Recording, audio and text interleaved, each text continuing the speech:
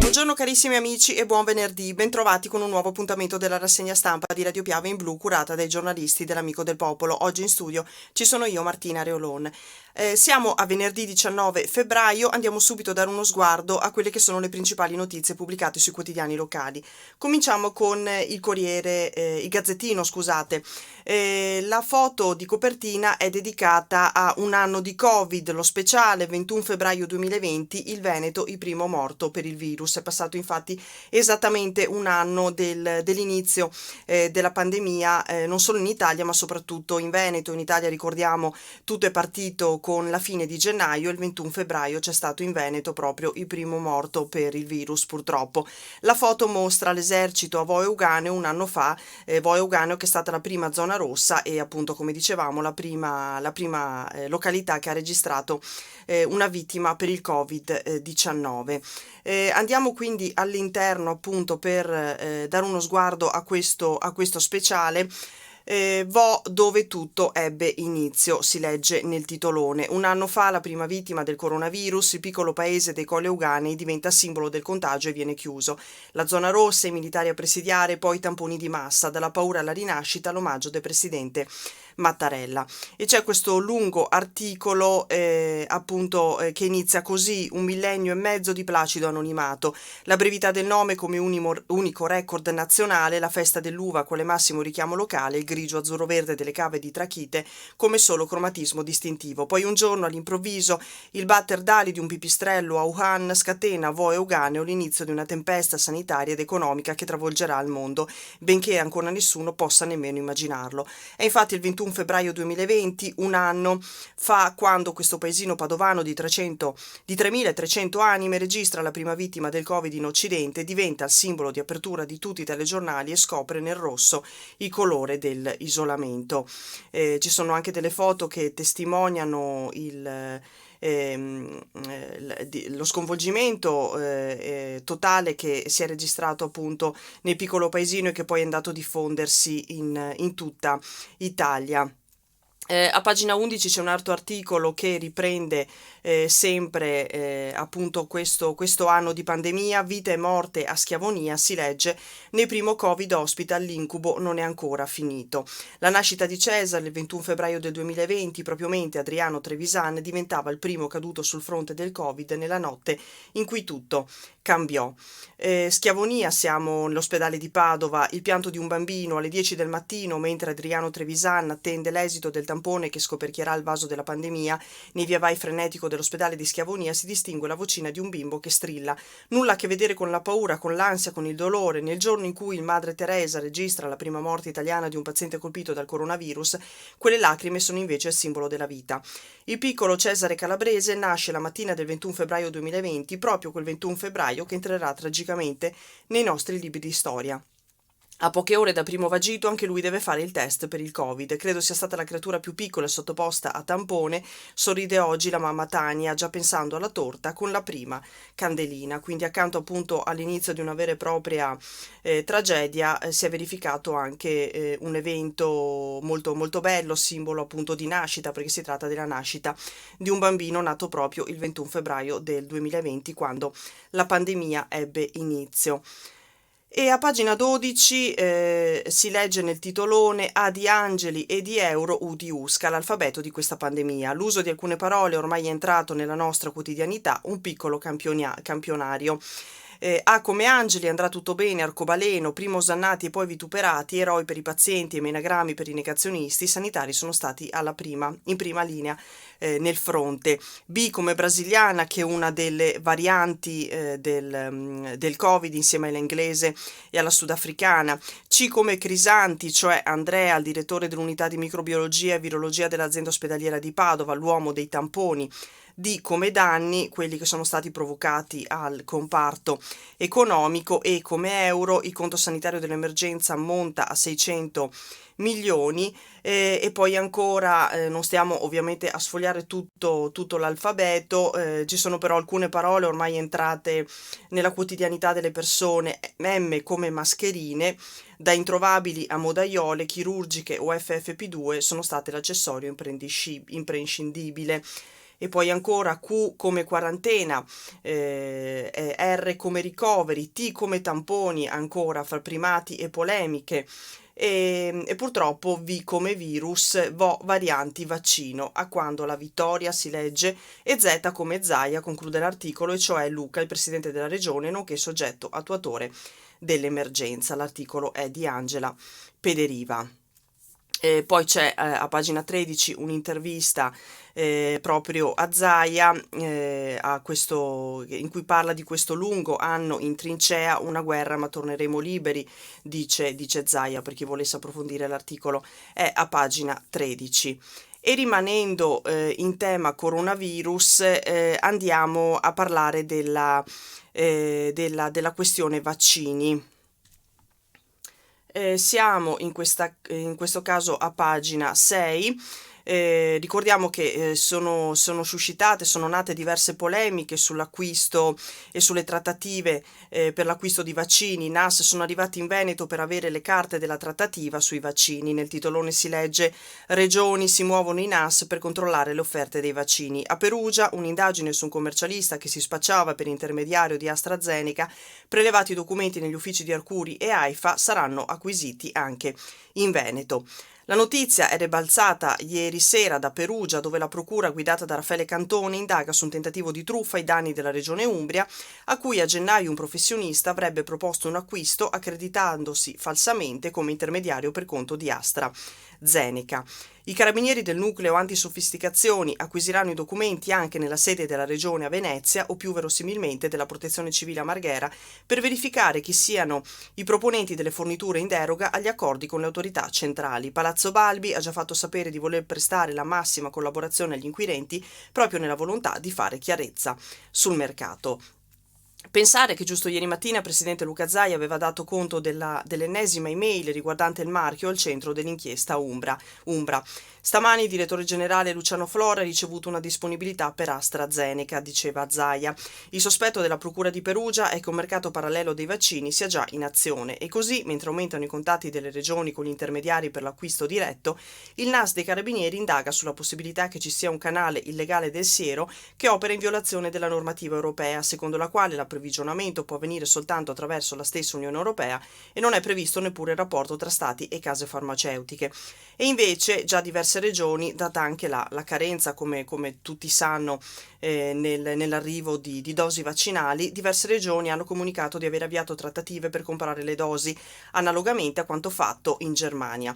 Le verifiche partono dal fatto che proprio l'amministrazione Umbra è stata contattata da un presunto mediatore che appunto millantava di operare per conto di AstraZeneca. Così le verifiche sono in corso anche in Veneto, dato che Zaia ha annunciato l'avvio di una trattativa per l'acquisto di 27 milioni di dosi, come si legge appunto nell'articolo. Zaia a pagina 7, Zaia alle case farmaceutiche, parliamo sempre di vaccini, chi l'ha venduto ai tedeschi. Il governatore veneto chiede chiarezza ai produttori, ma le risposte sono equivoche. Ho il dovere di verificare se ci sono dosi sul mercato, in gioco c'è la salute, dice appunto il presidente del Veneto in questo articolo di Angela Pederiva. Da settimane il Veneto dichiara che sta trattando l'acquisto del vaccino Pfizer con intermediari che hanno titolo a venderlo, che hanno nomi e cognomi anche italiani, in base a 2 offerte per 15 e 12 milioni di dosi. Ma la casa farmaceutica statunitense, che insieme all'azienda tedesca ha concordato con l'Unione Europea la consegna entro il 2021 fino a 600 milioni, ha precisato di avere contratti con i governi e di non avere in corso fornitura al mercato privato in questo momento. È che il presidente Luca Zaia non intende minimamente partecipare ai negoziati, per cui ha delegato il direttore generale Luciano Flor, altrimenti avrebbe un paio di domande da porre al colosso americano. Ci sono altri venditori del vostro vaccino sul mercato? Oppure potete dichiarare che tutto quello che non è distribuito dall'Europa non è vaccino? Non lo dico per provocazione, ma perché una risposta chiara ci toglierebbe anche dell'imbarazzo di stare qui a perdere tempo. Qualche certezza sul modo di operare delle multinazionali potrà forse arrivare entro il 10 marzo. Su istanza del Codacons, ieri il Tribunale di Roma ha ordinato a Pfizer di mostrare il contratto siglato con l'Unione Europea. Fino ad allora siamo alle ipotesi. Il fondamento giuridico da cui sono partite le regioni è che i vaccini sono considerati farmaci salvavita, i 3 presi in considerazione, quindi Pfizer, AstraZeneca e Moderna, sono stati autorizzati dall'Agenzia Regolatoria Europea EMA e i ritardi nelle forniture all'Italia sono oggettivi, ma bisogna ancora chiarire definitivamente se il divieto per gli Stati membri di stringere accordi bilaterali, previsto dal contratto sottoscritto con la Commissione europea, valga solo rispetto alle case produttrici e non anche a terzi intermediari. Quindi ci sono ancora molti aspetti da chiarire, come si capisce leggendo questi articoli. Sulle mutazioni del coronavirus rilevate anche ai mondiali di Cortina andremo a leggere poi sul Corriere delle Alpi. Ci fermiamo, anzi leggeremo qualcosa anche qui sul Gazzettino. Intanto ci fermiamo un secondo sulle pagine nazionali per fare un po' il punto sulla situazione del governo. Fiducia bis al governo. Draghi sì della Camera e ha dichiarato colpirò la corruzione e la burocrazia lumaca. Per l'esecutivo 535 sì, 56 no e 5 astenuti e il Premier ha detto il mio sguardo è rivolto al futuro. L'appello allo spirito repubblicano e all'unità come un dovere, l'impronta convintamente europeista, l'impegno per la lotta alla pandemia e alla ricostruzione del paese.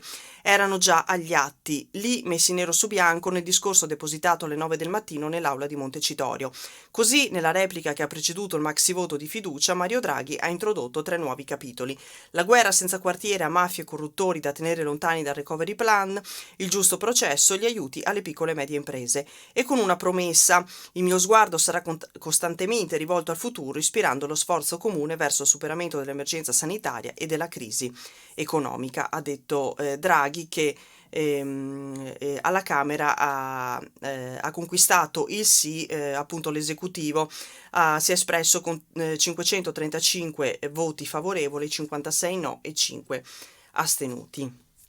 Chiudiamo il capitolo dedicato al governo e andiamo alla prima del Gazzettino di Belluno. Variante inglese ai mondiali di sci, si legge nel titolone. Su oltre 20.000 tamponi trovati a Cortina soltanto 17 positivi, ma 4, e 2 sono veneti, avevano il virus più contagioso, vale a dire la variante inglese. L'ULSS dice massima attenzione, il Covid manager dei campionati, abbiamo trattato la prevenzione come se fosse un'emergenza. Qui abbiamo letto il titolo, poi su Corriere delle Alpi andremo a leggere qualcosa di più in riferimento a questa notizia. La foto di copertina del Gazzettino di Belluno è dedicata alla situazione del lago di Santa Croce, al pago detriti galleggianti dopo il maltempo di dicembre. Il lago di Santa Croce sarà ripulito dopo che il maltempo aveva riempito la superficie di rami, tronchi, melma trasportati dai torrenti.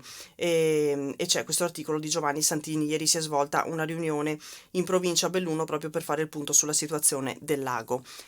Allarme della Fisi, queste strade sono una tragedia. Il presidente della Fondazione Roda ha detto un evento si valuta anche sui dettagli. In un mondiale non conta solo l'aspetto sportivo ma anche il contesto, dobbiamo dirlo, le strade qui sono una tragedia. Queste le parole del numero 1 della Fisi, Flavio Roda, in vista delle Olimpiadi e a ridosso dell'annuncio di ANAS che le 4 varianti del piano Cortina 2021 saranno terminate solo nel 2022. Saranno terminate solo nel 2024 appunto le varianti. Andiamo quindi all'interno e leggiamo appunto questa notizia relativa alla viabilità per Cortina. Il titolone dice viabilità per Cortina, una tragedia. Roda, il presidente della Federazione Italiana Sport Invernali, mette nel mirino le strade, peggio del solito. Padrin, presidente della provincia, sottolinea che bisognerà correre per essere pronti per le Olimpiadi, serve presto la struttura commissariale, l'articolo di Andrea Zambenedetti. La viabilità per arrivare a Cortina onestamente è una tragedia. I mondiali di sci non sono ancora finiti e già da ora di tracciare un bilancio che, secondo il numero 1 della Federazione Italiana Sport Invernali, Flavio Roda, non può trascendere dalla questione infrastrutturale, quasi a mettere le mani avanti guardando l'appuntamento olimpico del 2026. Non può succedere che in occasione di un grande evento come questo ci sia una viabilità in queste condizioni. In questo periodo è pure peggio del normale. Non può succedere, bisogna avere molta attenzione. Il successo del mondiale è a tutto tondo. Sappiamo che qui è funzionale, ma deve essere a tutto tondo, appunto. Le parole che sono state pronunciate nel corso della conferenza stampa di ieri mattina suonano ben più di un campanello d'allarme per questa provincia. Questa settimana ANAS ha infatti innestato la retromarcia dopo l'annuncio fatto proprio a Cortina il giorno precedente alla cerimonia d'apertura della competizione iridata. In quell'occasione il numero 1 di ANAS, Claudio Gemme, parlava di 2022 o inizio 2023 nel caso di imprevisti per terminare le opere. Le 4 varianti per la Conca, come ha ribadito ANAS, saranno invece pronte nel 2024. Addio dunque all'illusione di vederle pronte già il prossimo anno. Quello di Roda è quindi un monito in vista dell'appuntamento a 5 cerchi in agenda nel 2026, cioè delle Olimpiadi che, a differenza dei mondiali, avverranno con il pubblico. Un concetto messo in chiaro da Carlo Mornanti, segretario generale del Comitato Olimpico Nazionale Italiano, che ha sottolineato come l'Italia non avrebbe avuto i giochi invernali del 2026 se non ci fossero stati questi mondiali 2021. Quindi c'è questa presa di posizione del presidente della FISI, come si legge nel titolo, viabilità per Cortina, una tragedia.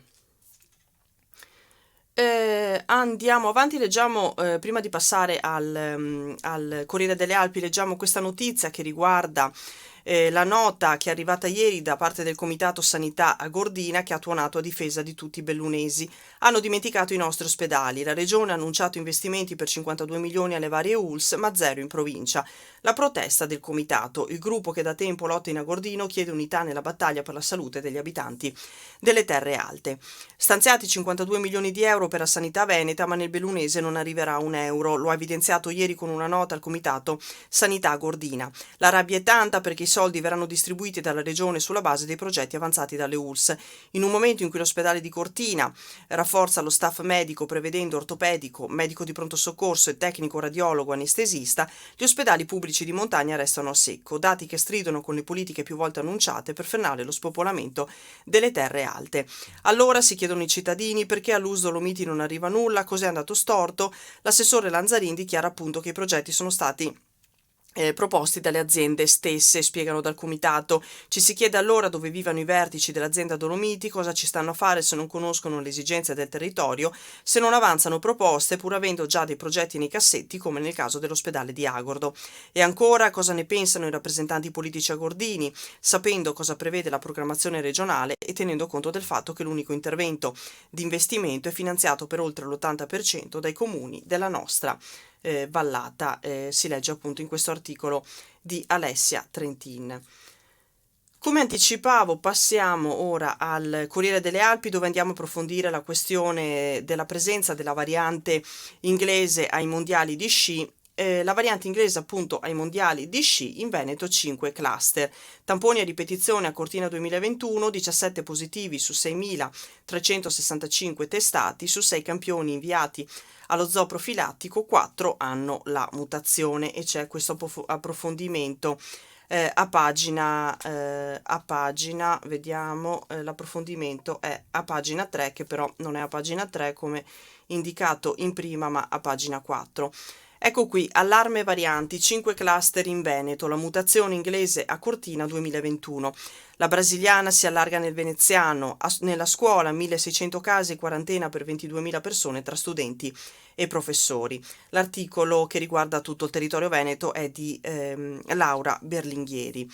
Ieri appunto c'è stata alla consueta conferenza stampa di Zaia, ha partecipato anche Antonia Ricci, che è direttrice generale dell'Istituto Zooprofilattico delle Venezie, che ha fatto un po' il punto sul monitoraggio che è stato avviato da ottobre del 2020 fino ad oggi. Si è scoperto che il ceppo inglese, ha evidenziato appunto la Ricci, il ceppo inglese è presente nel 17,7% dei casi, quasi il 20%, in linea appunto con la media nazionale e in Veneto sono state individuate 17 varianti del virus Covid-19, di cui 4 preoccupanti e di cui 3 che ormai sono conosciute, che sono la variante inglese, sudafricana e brasiliana. E per quanto riguarda appunto Cortina, 6 campioni sono stati mandati all'istituto zooprofilattico e la variante inglese è stata rilevata in 4 casi. In totale 17 i positivi comunque tra i partecipanti ai mondiali di sci di Cortina. Come si dice, i mondiali di sci di Cortina hanno visto la presenza di 6.365 persone, ad oggi provenienti da oltre 70 nazioni, ha fatto notare l'ULSS. Per quanto riguarda appunto i campioni che sono stati analizzati, 6 sono stati mandati all'istituto zooprofilattico delle Venezie e in 4 casi si è rivelata la presenza della variante inglese, che in 2 casi ha riguardato 2 persone residenti in Veneto. L'ULSS 1 è poi intervenuta facendo appunto alcune osservazioni. 6 dei 17 campioni positivi al Covid sono stati inviati appunto allo zooprofilattico, 2 campioni sono stati prelevati a residenti in Veneto e 2 a persone provenienti da fuori regione. Parliamo delle 4 persone che hanno evidenziato la presenza della variante variante inglese, scusate.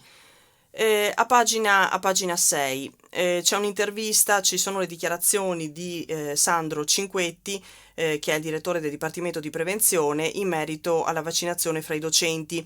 2 docenti su 3 sono pronti a vaccinarsi. Non vediamo l'ora, dicono alcuni dei prenotati, è una tutela per noi e per gli altri.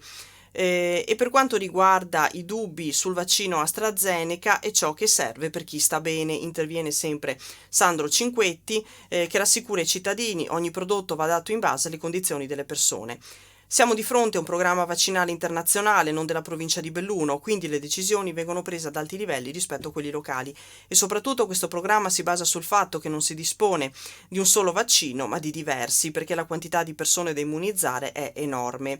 Il direttore del Dipartimento di Prevenzione, Sandro Cinquetti, cerca di fugare i dubbi in chi nutre perplessità sul siero AstraZeneca.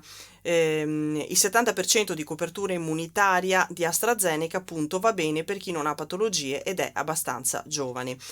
Cinquetti ricorda che ad oggi ci sono 3 vaccini autorizzati dall'Agenzia Italiana del Farmaco e sono appunto Pfizer, Moderna e AstraZeneca.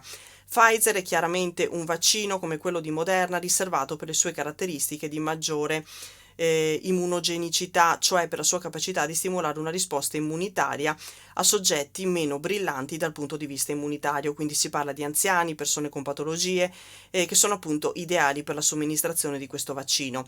AstraZeneca invece ha una capacità di sviluppare la risposta immunitaria pari al 70%. Cinguetti definisce questa capacità buona e va bene perché dice che è adatta per le persone che non svilupperanno forme gravi della malattia che non svilupperanno forme gravi della malattia, per le persone che stanno bene.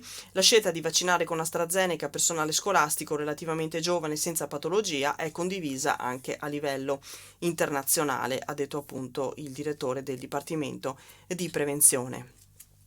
Lasciamo da parte la parentesi dell'emergenza sanitaria del Covid e andiamo a pagina 19, che è la prima di Belluno, con un articolo di Alessia Forzin che riguarda la Cucciolo Marisica, la strada di cui ormai si parla tantissimo nelle ultime settimane, spostata a nord sul tavolo disegno di Gamba e Roccone. Ieri c'è stata una conferenza stampa appunto dei 2 consiglieri di Belluno di centrodestra che hanno avanzato la loro proposta: una strada con 2 gallerie che inizia a Maresse, dove la prevista al comune non ha senso e non serve. Oltre a presentare la loro proposta, Gamba e Roccone hanno sottolineato anche quelli che secondo loro sono gli errori di metodo fatti dall'amministrazione Massaro per quanto riguarda appunto questo progetto, su cui ricordiamo c'è una raccolta firme avviata dai residenti di Mier di Via Fulcis, che sono appunto contrari a questa bretella. Una strada da 1,4 km circa, con 2 tratti in galleria e innesto sulla rotatoria di Marisica. È la proposta di Roccone e Gamba per collegare la regionale a Gordina con la statale 50. Alternativa rispetto alla Cucciolo Marisica pensata dall'amministrazione, perché i due consiglieri spostano l'attenzione più a nord e sopra l'abitato di Mares, per intendersi. Il progetto proposto dal comune non convince Gamba e Roccone. Dov'è lo studio sui flussi di traffico, chi paga l'opera è di pubblico interesse? È quello appunto che hanno detto ieri i due consiglieri, che sperano di chiarire i loro dubbi mercoledì, quando in Consiglio Comunale arriverà l'ordine del giorno che è stato firmato dai due capigruppo. Nel testo viene ricostruita la storia recente della Cucciolo Marisica, che è nel piano delle opere pubbliche per il 2021, finanziata con alienazioni, ma ormai è noto che il comune riceverà una donazione da un cittadino di 1.800.000 euro. Sarà l'amministrazione a decidere come spendere la somma, che è esattamente quella necessaria a costruire la strada fra il Cucciolo e Mier. La proposta di Gamba e Roccone è diversa, anche se la zona della città più intasata risulta essere un'altra. Ieri infatti Roccone e Gamba hanno evidenziato che la zona più intasata è quella di via Vittorio Veneto, via Medaglie d'Oro e non la Cerva. Gamba e Roccone comunque mettono sul tavolo una loro proposta per collegare la Gordina con la statale 50, ed è appunto una strada da 1,4 km che inizia all'altezza del distributore Azzalini di via Agordo, supera l'abitato di Mares con una galleria di 180 metri, passa per i prati, torna in galleria sotto via Mier per altri 180 metri e si innesta sulla rotatoria esistente a Marisica. È previsto anche un raccordo all'uscita del primo tunnel per raggiungere la Feinar, evitando così di utilizzare via Mier. Una proposta costosa, perché ci vorrebbero almeno 5-6 milioni di euro, ma avrebbe minore impatto ambientale di quella del comune, hanno evidenziato i due consiglieri. Fare una strada dove l'ha progettata il sindaco non ha senso, conclude Gamba. Dei numeri comunicati da Frison la userebbero solo 28 delle 355 macchine che passano per la Gordina. Facciamo una strada da 1,8 milioni per 28 macchine, denuncia il consigliere. La politica non sta facendo il suo mestiere. Prima di decidere di fare un'opera del genere bisognava fare uno studio serio sui flussi di traffico, portando il progetto in consiglio e coinvolgendo anche la popolazione. Queste appunto le dichiarazioni fatte ieri dai due capigruppo in Consiglio Comunale, capigruppi di centrodestra della minoranza in Consiglio Comunale di Belluno. Leggiamo ancora un articolo che riguarda il Feltrino, in questo caso siamo a pagina 29, il taglio del nastro, nuova vita all'asilo di Vas, ristrutturato con 600.000 euro, notevolmente migliorato il rendimento energetico dell'edificio, e il sindaco Zanolla dice un intervento necessario su una scuola costruita oltre 60 anni fa. E c'è questo articolo di Dante Damin. Taglio del nastro per l'asilo di Vas. La nuova struttura, soggetta ad un significativo intervento di riqualificazione energetica, è stata inaugurata ieri mattina in presenza del sindaco Bruno Zanolla e della sua giunta al completo. Iniziato nella seconda metà del 2020, il cantiere è costato alle casse del comune circa 600.000 euro, derivanti da un contributo regionale e dal gestore servizi energetici, che assieme porteranno ad una serie di benefici per l'ente, soprattutto in termini economici. Il complesso partirà infatti da una classe energetica di tipologia D, che è la più alta e dispendiosa, ad una A4, ovvero la migliore classe energetica in termini di consumo, tramite una pompa di calore situata alla base dell'edificio, che favorirà pertanto l'approvvigionamento nell'intero complesso, che dispone anche di un piano sotterraneo. Il nuovo asilo si ripresenta pure antisismico, nonché dotato di nuovi arredamenti interni costituiti con materiali ecosostenibili ed aule pienamente fruibili per i bambini. Quindi una buona notizia per i bimbi di Vas. Leggiamo ancora un ultimo articolo e poi chiudiamo. Siamo a pagina 32, parliamo ancora dell'allarme alla CC. Stipendi a rischio, si legge nel titolone, se le banche non interverranno. I sindacati di categoria preoccupati per le sorti dei lavoratori. Il governo decide in fretta, basta sacrifici ai dipendenti. L'articolo di Paola Dallanese, e ci sono le dichiarazioni del segretario della FIOM CGIL Stefano Bona, che insieme ai colleghi della FIM, CISL e della UILM è molto preoccupato e dice infatti se non arriveranno i soldi o dalle banche o da altri enti c'è il rischio concreto che per mantenere in vita ACC, che sta andando bene, si dovranno chiedere altri sacrifici ai lavoratori, a cominciare dal loro stipendio. Ai giorni scorsi i dipendenti di ACC hanno anche firmato una lettera in cui hanno chiesto aiuto ai neoministri Federico D'Incà e Daniele Franco. A giorni dovrebbero nominare sottolineare anche i sottosegretari al Ministero dello Sviluppo Economico, dice Bona, non sappiamo se sarà riconfermata Alessandra Todde che stava seguendo tutta la partita di ACC, certo che prima si decidono queste cose meglio è. Purtroppo stiamo notando che dalla nostra fabbrica si sta parlando poco o niente anche a livello nazionale. Si menzionano altre crisi, ma di ACC nessuno dice niente e la preoccupazione ovviamente è tanta. Con questo articolo chiudiamo l'appuntamento di oggi, vi aspettiamo domani puntuali alle 8:30 sulle frequenze di Radio Piave e poi anche in video sulla pagina Facebook dell'Amico del Popolo. Intanto seguite le notizie che pubblichiamo sul nostro sito www.amicodelpopolo.it. Un sereno venerdì a tutti, un buon fine settimana, grazie per l'ascolto e a prestissimo, arrivederci.